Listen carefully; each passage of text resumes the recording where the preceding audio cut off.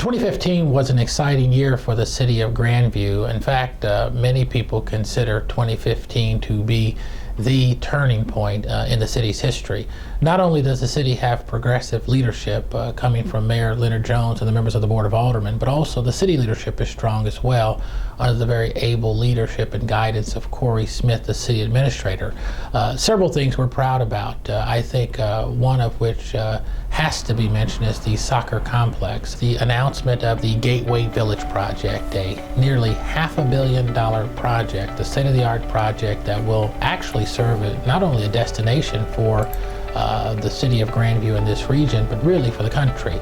But also I think it's important to note some smaller but significant projects that were accomplished. For example, the National Oceanic Atmospheric Administration, better known as NOAA, decided to locate in the city of Grandview. We think that that's a big deal. Also, and while not directly related or located within the city of Grandview, is the $5.5 billion Cerner project, the largest project in the history of the state of Missouri, according to the governor. Again, it's not located in Grandview, but its impact will be felt tremendously throughout the city. Already developers are lining up and our phones are ringing all the time with those expressing an interest in coming to Grandview to take advantage of all that project has to offer. And so we're very excited about it. Grandview is indeed open for business. Thanks for joining me on this winter day out here at the Truman's Marketplace Shopping Center.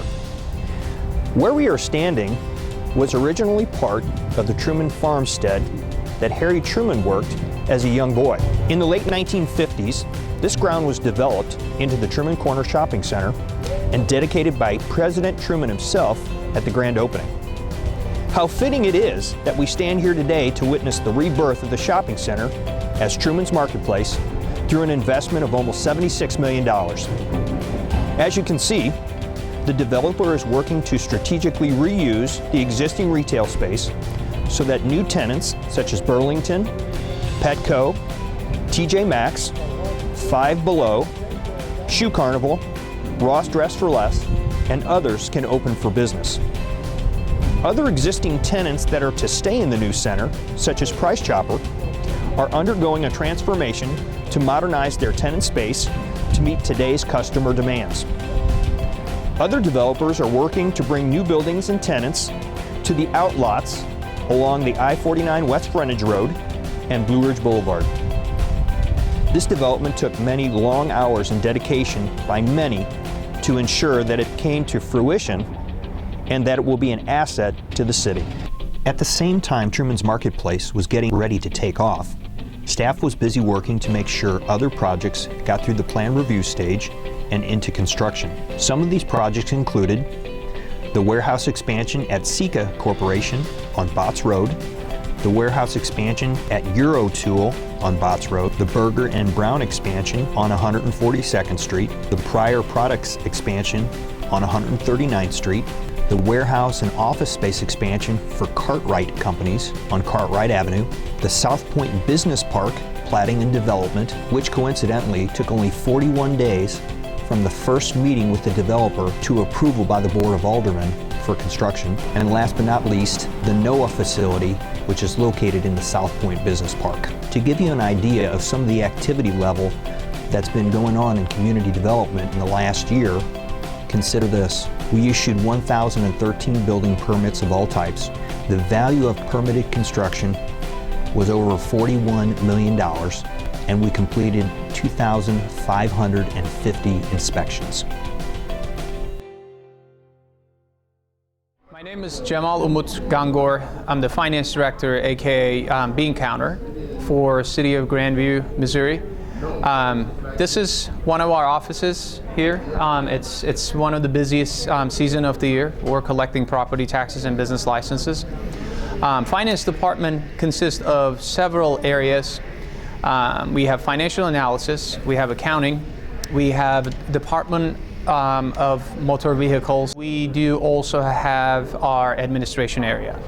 In finance department, there are several things that are very important for us. One of them is transparency. Every year we have to put a comprehensive annual financial report out for the general public to see how we did for the finance department of Grandview. We are following all the guidelines of Government Finance Officers Association, GFOA, and we've been awarded 27 years in a row for our accounting practices by GFOA. Second item on sound financial management is we were able to refinance one of our long-term bonds, and we were able to save the city over $500,000. We've been consolidating also city services to save and streamline citywide services such as printing, copying, cell phone contract, and the telephone services. The next one in our important list is the outstanding customer service. All our counters, in person or over the phone, we always get good ratings from our customers. Grandview Driving License and Registration Office started selling miscellaneous items such as bolts, frames, license plates, covers, etc.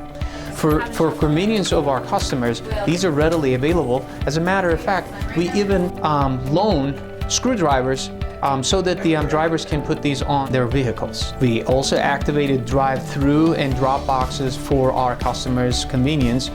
We increased number of transactions by collecting demographic data from our customers. Then what we found out was that the 75% of the transactions are coming from non-Grandview zip codes. We capitalized on this data and started promoting our offices in non-Grandview zip codes so that the commissions that we get from every transaction stays in Grandview. Good afternoon. My name is Ron Graham. I'm the Grandview Fire Chief, and I want to thank the Mayor for this opportunity to talk about our fire department, brag about our fire department, explain to you what our services can do. But first, I want to tell you a little bit about the Grandview Fire Department. We have 41 members on our fire department. Most of those firefighters are certified paramedics. We have 3 fire stations that serve the city of Grandview. At station number 1, we have 2 ALS ambulances, completely staffed. At station 2, we have a ALS pumper, and at station 3, we have an ALS ladder truck.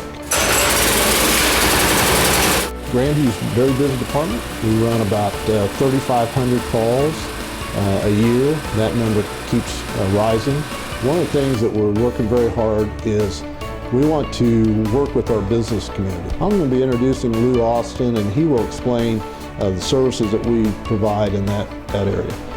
Working with the developers of Truman Marketplace and with NOAA out at Botts Road, we spent a tremendous amount of time with them in reviewing plans, discussing the layout for fire and life safety, conducting inspections. So going forward, those buildings will be safer now than they were when they were originally built in 1956, especially Truman Marketplace, with full sprinkler systems, alarm systems, brought up to today's code. This past year in 2015, we had gotten a grant through the Heart of America Fire Chiefs for 250 smoke detectors. We found a tremendous need for smoke detectors, and we ran into the community and we installed them.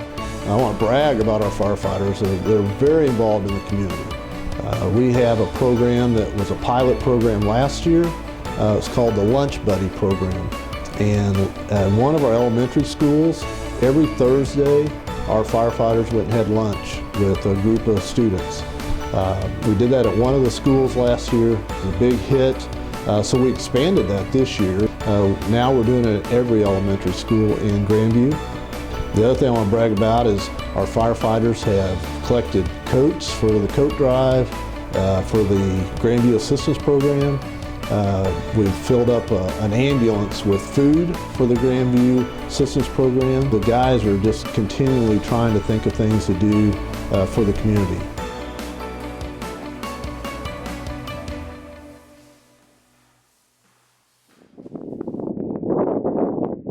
Hi, my name is Don Fowler, Park Services Manager for the City of Grandview. We are currently at the new construction site for the brand new Grandview Amphitheater that's been under construction since behind me the stage area that is being constructed as we speak. Currently, the site is about 65% completed. In front of the stage, you'll notice that we have a VIP seating area for the public to use, and we have about 90% of our sidewalks already poured at this point in time. To my left is the brand new seating area, which is a bermed area that has a 5% slope where the public can sit. And in between our two berms, we're going to have a major sidewalk that will connect. To the left is our bathroom complex. To the right is our concession building. And then on to the right, past the sidewalk, is another seating area that is about a 2% grade, which will give all spectators an excellent view of all the activities happening on the stage during the stage performances. The park department had a number of great things that happened in 2015. Here are a few of the highlights. This year was the 20th year that Grandview was named as a Tree City USA. Valley Park had a great year. This state-of-the-art playground had over 90,000 visitors. John Anderson Spray Park also had a banner year where it almost had 50,000 visitors. In 5 months of trail monitoring on the Little Blue Trail, we had a whopping 11,000 people use that trail, which averages out about 76 people a day. Hello, my name is Sky Smothers, Recreation Service Manager for the City of Grandview Parks and Recreation Department. 2015 has been a fantastic year once again for our department, as we have served more children and families than we have in the year before. And that couldn't be done without a great staff and great volunteers that we have for all of our programs. Volunteers accounted for 3,700 hours at a savings to the city of nearly $30,000. In May, we were awarded the NFL Play 60 grant in the amount of $7,500. Grandview was one of 12 cities in America to receive this grant. We were lucky enough to have Pro Bowl tight end Travis Kelce come to the View and participate in 60 minutes of play with children from every elementary school in Grandview. 359 kids attended Camp Kaleidoscope, which now operates during the winter, spring, summer, and fall months. 300 youth learned how to swim. 18,000 kids and families came to our special events, which include movies and concerts in the park, Truman Heritage Festival, Boo at the View, and Father-Daughter Dance, just to name a few.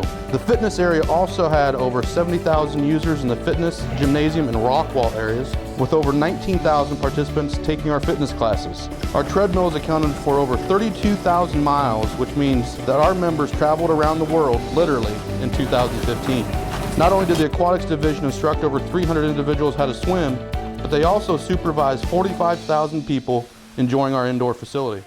My name is Danielle Fessler, and I'm the Business Development Manager for Grandview Parks and Recreation. The Business Division had a great 2015. We averaged about 2,300 members throughout the year and had over 119,000 visits in 2015. Sponsorships and donations allow us to put on free events such as Boo at the View. This last year, we were able to raise over $19,000 in sponsorships. That is a record-breaking number for our department. Thank you, Grandview. Be sure to follow us on social media. We've added over 1,200 new followers on Facebook, which is a 117% increase from the year before. The Boo at the View video reached 20,000 people.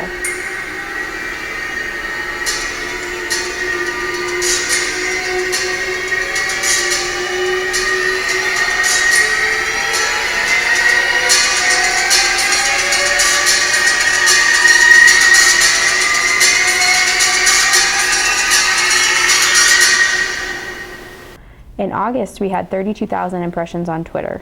We would love it if you would tag us in your posts and photos when you're visiting our parks and facilities. Hashtag GVPR or hashtag Grandview Parks to tag us. We would love hearing from you. Thank you for following and liking us in 2015. I'm Dennis Randolph, and I'm the Director of Public Works for the City of Grandview. And behind me you see folks working on the first steps of our Main Street Phase 4 project. And during 2016, that'll be one of our main projects that'll be going on as we finish the work that was originally planned for back about 10 years ago in the city to improve Main Street and make it a destination for folks. What is most obvious to citizens are the projects we build. During the past year, we directly managed or oversaw a number of major street projects, including Byers Road trail connections and improvements, Main Street Phase 7, the Blue Ridge Boulevard Bridge improvements, which brought the first showing of Grandview's new bridge theme piece. In the future, all of Grandview's bridges will share the same curved fence. Several other bridge repair and upgrading projects were completed. The East Frontage Road Bridge and the Barat Avenue Bridge. We also did a number of restoration projects all around the city and did routine maintenance of all types of infrastructure. To help fund many of these projects, over the past 6 years, Public Works staff has gotten nearly $18 million in federal aid. Besides federal funds, we have developed Grandview's infrastructure through a number of public-private partnerships. 15th Street and the new Truman Marketplace was developed with Red Development. The frontage road conversions are being done with the Missouri Department of Transportation. A new 143rd Street serving the NOAA development was built by the developer and will be maintained by the city. We are also interested in the safety and efficiency of the city's fleet of vehicles. Public Works staff are responsible for doing a significant part of maintenance work required to keep city vehicles in good running shape. City mechanics help to maintain all of the city's fleet, from fire department vehicles to sewer vectors. We have skilled mechanics who can diagnose and solve a wide range of problems. To make sure our fleet operations are efficient, we have installed GPS tracking devices in our snow fighting vehicles. Snow and ice control is an important public works function. In fact, during a typical winter, the Grandview Public Works Department clears enough snow off our streets to cover a typical football field with 300 feet of snow. But the bottom line is that Public Works builds the basic fabric of a community. Without streets and sidewalks, storm and sanitary sewers, life as we know it would be very different. Public Works does its job so that Grandview is a great place to live and do business in, and will be even greater in the future for our children and grandchildren. Hello, Chief Eisman here to give you a quick recap of 2015 for the police department. 2015 was a tough year for law enforcement all across the country, but I'm proud to report that the Grandview Police Department maintained a positive and professional attitude. Right now I'm standing next to one of our great patrol vehicles that's loaded full of technology. It has HD cameras in it, computers, electronic ticketing, everything that you need. But I learned long ago that my most important asset are my people, the men and women of the police department that serve citizens of Grandview with dedication day in and day out. And for me, that dedication is most evident with our community outreach. This past year, our employees were everywhere. They were at city events, churches, schools, and neighborhood meetings, just to name a few. Our officers personally visited every registered business in town. We provided free women's self-defense courses and attended several health and recruitment fairs. Outside our normal police calls for service, we made contact with over 3,000 people. We have put a special emphasis on reaching out to the youth of the community. This starts with our 3 school resource officers who are embedded in the schools and interact with the children on a daily basis, but it doesn't stop there. All our officers are encouraged to get out of their cars and interact with the kids, with the goal of establishing a level of trust and understanding. Our officers were involved in several bike rodeos throughout the year, Camp Kaleidoscope during the summer months, canine demonstrations at schools, math presentations, Boy and Girl Scouts tours of the police station. A special SWAT fitness course was developed for the grade school level students. And just a few weeks ago, we finished up our annual Shop with the Cop. We're also using social media to stay better connected with the citizens we serve, along with the city's website and our Ask a Cop column in the Jackson County Advocate. Thank you, Mary Wilson, if you're out there. We have established a Twitter account with over 1,100 followers. Our Canine Hondo has his own Facebook page, and his handler, Officer Jacob Gross, periodically conducts live tweet-alongs while on patrol with Hondo. This past year, we established a Safe Zone program where citizens can use our police lobby or parking lot as a safe meeting place for their private transactions that are generated from sites like Craigslist. Our officers were also recognized by others for their outstanding work. Our department was honored by the U.S. Department of Defense for our continued support of the National Guard and Reserve. We were the winner of the prestigious Pro Patria Award and were selected as finalists for the National Freedom Award. We also had an unprecedented 10 officers receive awards at the Metropolitan Chiefs and Sheriffs Association Valor Awards. This event recognizes law enforcement professionals from across the greater metro that exhibited acts of courage and bravery. KCPD also recognized our own Jonathan Nicholas for his involvement in the investigative task force that identified and then arrested the Kansas City highway shooter that was terrorizing the metro area. And finally, Officer Aaron Carter was honored as the VFW Officer of the Year.